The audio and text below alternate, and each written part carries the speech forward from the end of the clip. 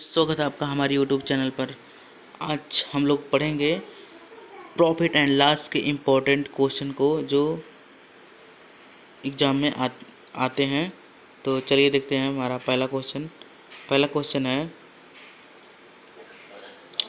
एक व्यक्ति किसी वस्तु को 9% हानि पर बेचता है।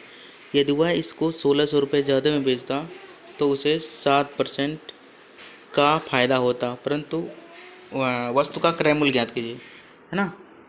तो मान लेते हैं कि जो हमारा क्रय मूल्य है CP वो है 100% है ना। तो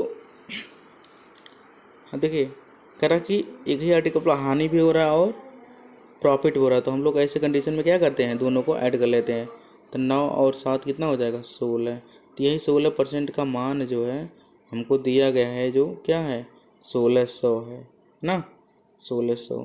तो यहाँ से 1% का मान क्या होगा, 1% की वैल्यू हो जाएगी 100। हमको CP की 100 की वैल्यू फाइंड करनी है, तो 100 इक्वल टू 100 मल्टीप्लाइड बाई 100, ये हो जाएगा 10,000, जो कि हमारा पहला ऑप्शन मैच कर रहा है ना। तो पहला क्वेश्चन सही हो जाएगा। दूसरा क्वेश्चन देखिए, एक दुकानदार किसी वस्तु को 20% लाभ पर बेचता है।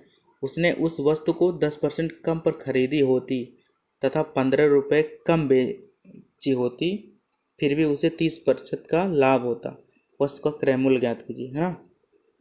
तो इसमें भी मान लेते हैं जो CP था, CP मानेंगे कि 100% है, वो माना CP इक्वल टू 100% ना। तो अगर हम लोग इसको 20% के लाभ पर बेचेंगे तो क्या होगा, 120 होगा ना।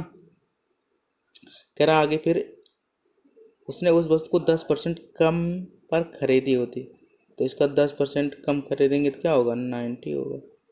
10% कम में खरीदा होता तो उसे 30% का लाभ होता, है ना। 30% का लाभ, 90 का 30% हो जाएगा 117, हो जाएगा 117 ना।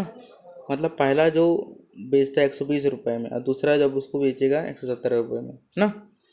तो इसका डिफरेंट क्या है, 3% कम हो गया, 3%। यही सी 3% का मान 15 रुपया दिया गया है ना। तो 1% का मान आ गया यहाँ से 5 रुपया, है ना।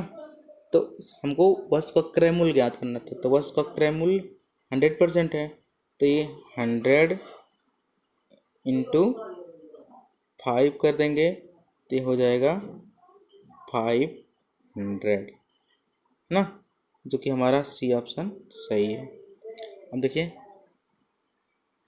तीसरा क्वेश्चन है, एक व्यक्ति एक मेज को 10% लाभ पर बेचता है। मान ले यदि वह मेज को 5% कम मूल्य पर खरीद कर 80 रुपये अधिक पर बेचता तो उसे 20% का लाभ होता। तो मेज की लागत मूल्य ज्ञात कीजिए। लागत मूल्य मतलब वही वस्तु का क्रय मूल्य पूछ रहा है। तो इसमें भी मान लेंगे, माना जो CP है हमारा, माना CP 100% है, CP 100%। तो अगर हम इसको 10% लाभ पर बेचेंगे तो जो हमारा SP1 है ये हो जाएगा 110। यदि वह मेज को 5% कम मूल्य पर खरीद कर, मतलब 5% कम मूल्य पर खरीदेगा तो कितने में खरीदेगा, 95 में। यदि 80 रुपये अधिक पर बेचता तो उसे 20% का लाभ होता, है ना। 20% का लाभ होता, मतलब इसमें 95 14%, यानी कि 4% अधिक बेच रहा है। तो 4% का मान हमको दिया गया है क्या, 80 रुपये अधिक बेचता है ना। तो इसे 4 करने 4, 4 दूनी 8, यानी कि 1% का मान हो गया कितना, 20। तो चूँकि हमको 100 का निकलना है है ना। तो 100 गुणे क्या हो जाएगा, 100 गुणे 20, तो ये क्या हो जाएगा, 2000 हो जाएगा ना। जो ऑप्शन हमारा सी सही है।